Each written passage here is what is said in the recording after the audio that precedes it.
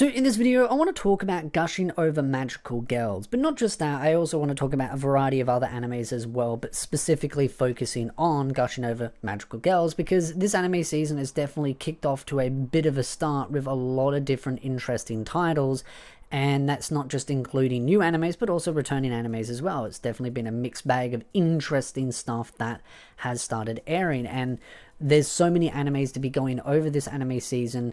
And it's great. I love how we get really interesting, weird titles, because sometimes I think insanely weird is just fun, because this is one of the things about each anime season is that people kind of want these very formulaic, similar style animes, and then those very people complain that, oh, it's all too much the same. But then when you get really obscure, weird shows out there, like Gushing Over Magical Girls, then those same people then get upset and go, oh, well, they shouldn't do this, they shouldn't do that. And it's one of those topics that I've done. The title of those videos generally evolves around doomed if you do, doomed if you don't kind of thing, because it's exactly that. You're doomed if you do because they get upset that they're trying to do something different or unique, and then doomed if you don't because, oh, well, everything feels the same. But that's one of the things that I like about the isekai sort of new isekais that do come out. Some of them can feel very similar, but some of them can try to do something unique and different. You look at Moonlit Fantasy, honestly, I really like the kind of spin that they try to do there. And with the second season coming out, and JC's staff working on it with a double core back-to-back 25 episodes, it's like this anime season is just jam-packed. Then you've also got other series like Solo Leveling, which has definitely been hyped up heavily, and I mean very heavily. And I haven't gotten into that yet, but I'm very interested to see if it is worth all the hype that people are gushing over. And then you've also got Classroom the Elite returning as well, and there's definitely some interesting things to discuss about that as well. And then you got Freyren continuing from last season to this season, Danger in My Heart Season 2. There's just so many good animes, and Gushing Over Magical Girls is one of those in my opinion, because it does fit an interesting niche of that action, comedy, fantasy. But I would say one of the downsides about it is the streaming platform being on High Dive, and they're known for not particularly promoting stuff very well. They generally just kind of let it the community do their own thing, and it would be kind of nice if they did a bit more better marketing and drew more eyes into some of the titles that they buy, because then it would probably do better for their own platform. But even with a couple of episodes coming out, it is a very, very ecchi series. Honestly, it should have the title ecchi on it, because the uncensored version shows a lot of fan service.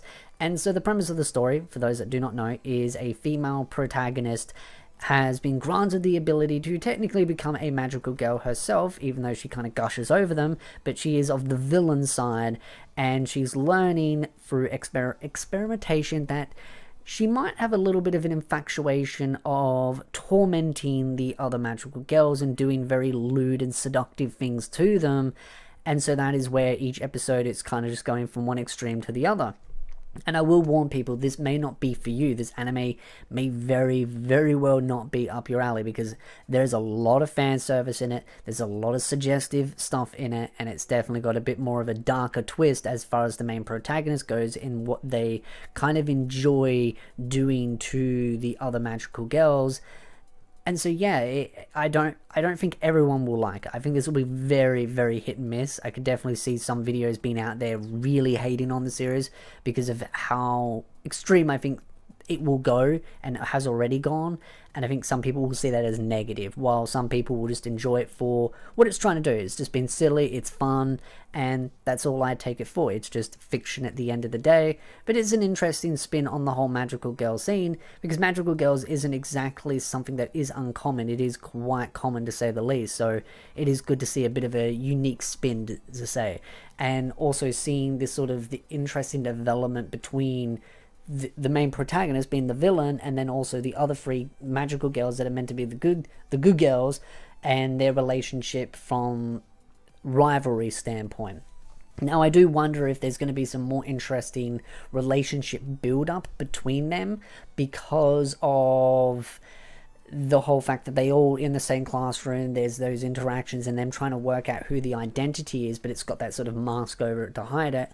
I do wonder if something will happen there where there might be some hints, or yeah, I mean, the main protagonist knows who the girls are, but those girls don't know who she is in real life, so that's the thing. I just wonder if there's going to be an interesting sort of revelation or build up on that as well. And one content creator that I definitely asked the opinion of is 414 Anime, asking his thoughts on not just on Gushing over Magical Girls, but also asking on what his thoughts are on the anime season in general, and here is his thoughts.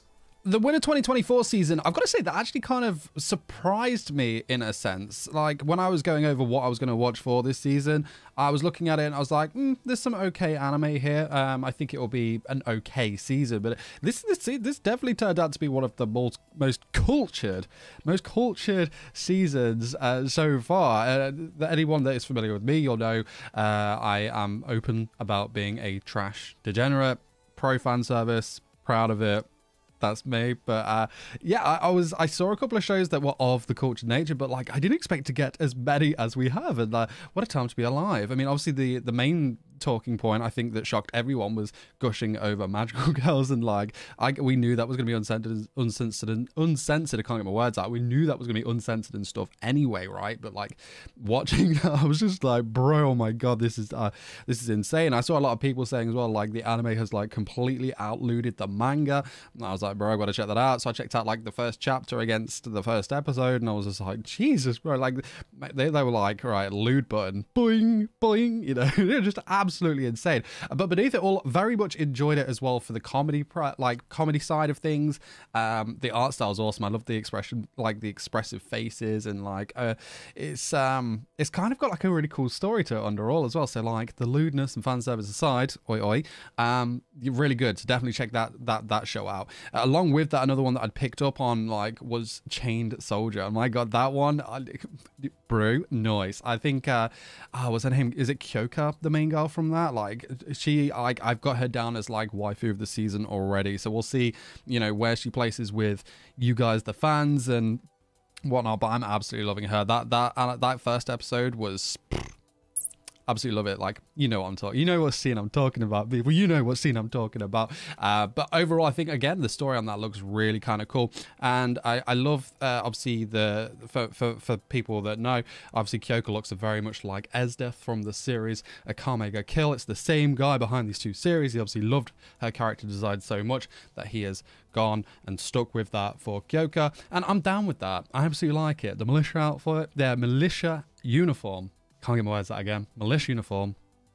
Beautiful. Absolutely love it. Very excited to see what comes from that, because again, the manga fans said that this series goes absolutely hardcore. So very much looking forward to seeing more of that, but definitely get Chained Soldier on your watch list if you haven't already.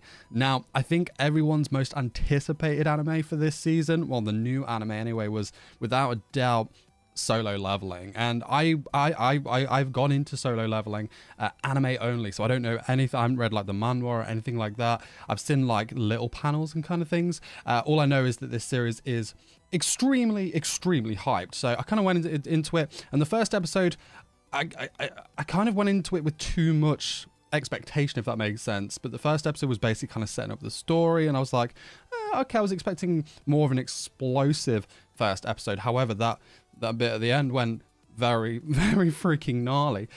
So I'm very excited to see what the next episode brings, and you know, to flesh out where we're going, what the story is going to be. But yeah, I went into that with too much expectation. However, I think it's going to be an absolute banger nonetheless. The end of that first episode definitely got me like, okay, bro, this is definitely one to kind of look out for. So there is that. And I guess one more anime worth mentioning for the romance fans out there. I do love myself a good romance. The boy girl story, it gets me sometimes. We need that. We need to take a step back and just let our hearts be warmed a bit, and we get that without a doubt in A Sign of Affection.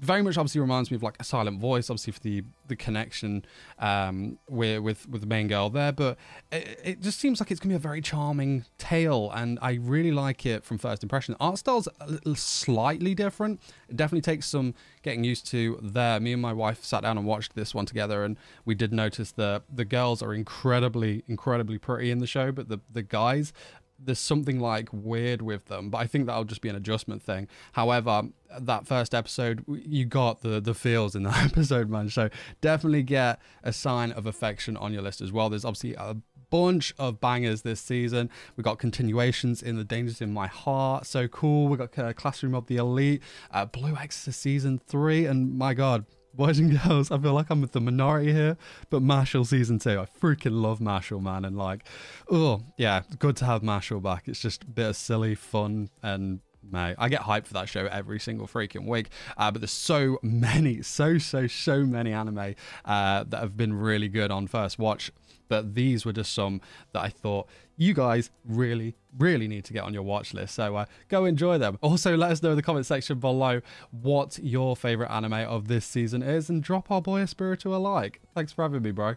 So thank you to 414 Anime for being on the video itself and giving his own thoughts and opinions on what he thinks of not just Gushing over Magical Girls, but also this anime season in general, and some of the things that he's very much excited about. Because honestly, I think every anime season really in the last year or so and going into this year has got a lot of good titles, especially this anime season.